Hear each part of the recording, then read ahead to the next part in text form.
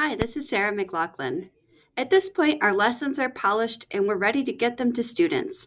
Let's take a look at the assigning options and the teacher dashboard. When you hover over any of the lessons in your library, you'll get two options, the live participation or the student paced. If you select live participation, as teachers flip through each activity, they will appear on the student screens. Students do not get to navigate on their own unless you were to switch to student paced. An important note with that is that this is a Premium Plus option only.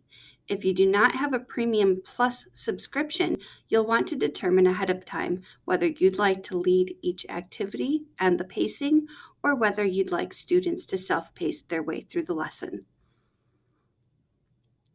I'm going to select live participation. From here, you have several options for how students are going to get to your lesson.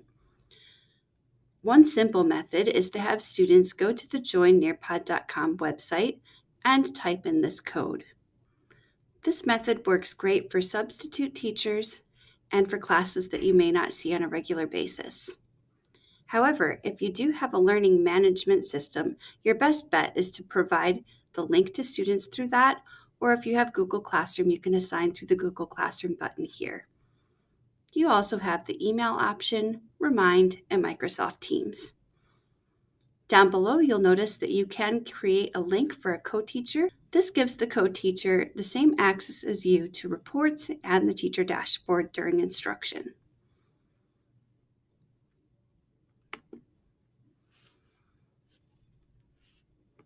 As students log in, you will see in the bottom right corner the number of participants populating. If you'd like to see a list of students and they are logged into their accounts, you will see the list by selecting that button. Also in the bottom corner, you can choose to hide student names and answers or to show them. If you are projecting onto your display board in your class, you may wish to make things anonymous.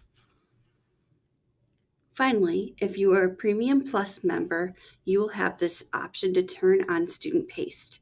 This allows you to lead and structure the time spent on certain activities while releasing students to their own pacing later on in your lesson.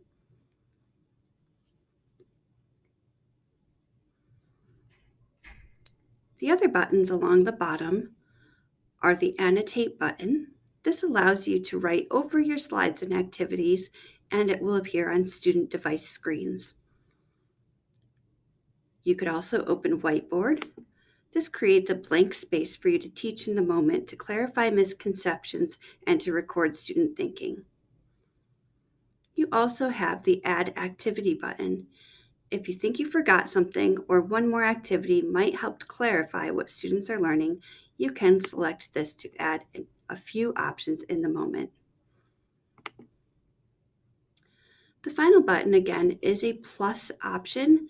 You may or may not see it depending on your account, but they do have brain breaks videos you can add quickly in the middle of the lesson if students needed a break.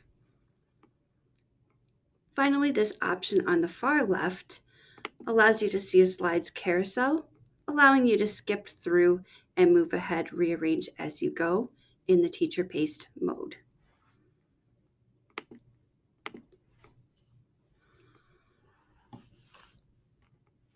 You'll see these triangles on the left and right move you through the student list and then each activity that you've created.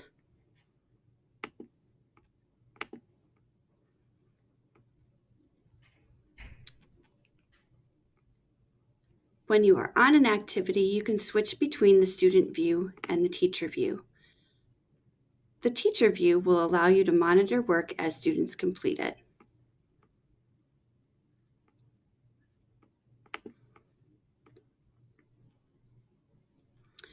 Finally, you'll notice at the top you have this menu. The menu allows you to switch to presentation view, which cuts out all of the extra clutter and teacher options here.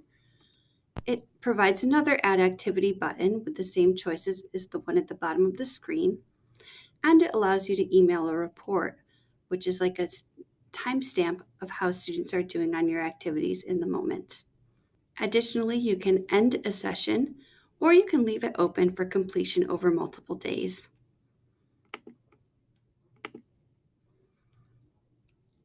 This is the teacher panel in a nutshell.